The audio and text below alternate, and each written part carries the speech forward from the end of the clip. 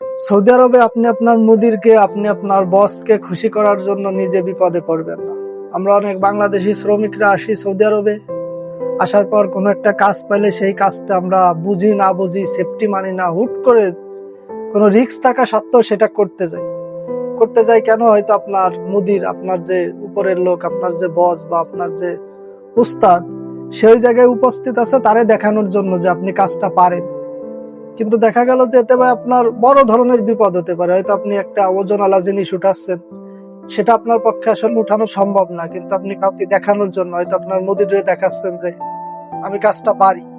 এজন্য আপনি অনেক ওজনওয়ালা কিছু উঠাইলে আপনার দেখা গেল যে হাজার সমস্যা হতে পারে বা আপনার কোমরটা ভেঙে গেল।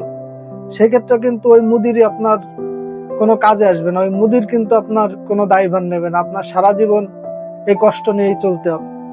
বা আপনি উপরে কোনো জায়গায় কাজ করেন, হয়তো কন্ট্রাকশনের বড় 10-12 তলার উপরে, সেখান থেকে হয়তো কোনো রিক্সের কাজ করতে যাচ্ছেন কাউকে দেখানোর, বা যে যে জায়গায় আছেন আমার বাংলাদেশে ভাইরা, সবার কাছে একটাই অনুরোধ থাকবে, সৌদি আরবে ভাই আপনার কাজের জন্য কেউ প্যারা দেবেন, আপনি যে জায়গায় কাজ করেন।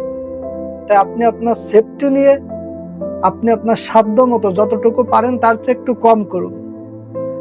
কাউকে দেখানোর জন্য অতিরিক্ত কাজ করতে চান, নিজে বিপদে পড়বেন না ভাই।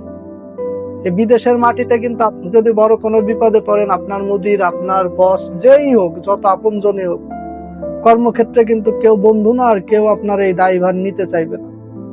তাই কাউকে দেখানোর জন্য অন্তত পক্ষে নিজের জীবন, নিজের পরিবার এবং দেশের মানুষের কথা ভেবে হলেও, আপনার উপর অনেকের রিজিক রয়েছে, তাই কখনো কাউকে দেখানোর জন্য কোনো রিক্সের কাজ করতে যাবেন না। যারা গাড়ি চালান, কন্ট্রাকশনের কাজ করেন বা বাইরে রোদের ভিতর কাজ করেন, যতটুকু পারেন তার চেয়ে একটু কম করবেন, কিন্তু যতটুকু পারেন কাউকে দেখানোর জন্য ভুলেও তার চেয়ে বেশি করতে যাবেন না।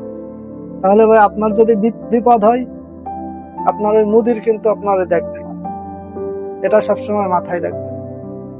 নিজের কষ্ট, নিজের কোনো অসুবিধা হলে, নিজে অসুস্থতা হলে, নিজের বড় কোনো দুর্ঘটনা ঘটলে এই দায়ভার আপনার সারা জীবন বয়ে বেড়াতে হবে। একটি দুর্ঘটনা সারা জীবনের কান্না, এটা মাথায় রাখবেন, এই কথাটা মাথায় রাখবেন।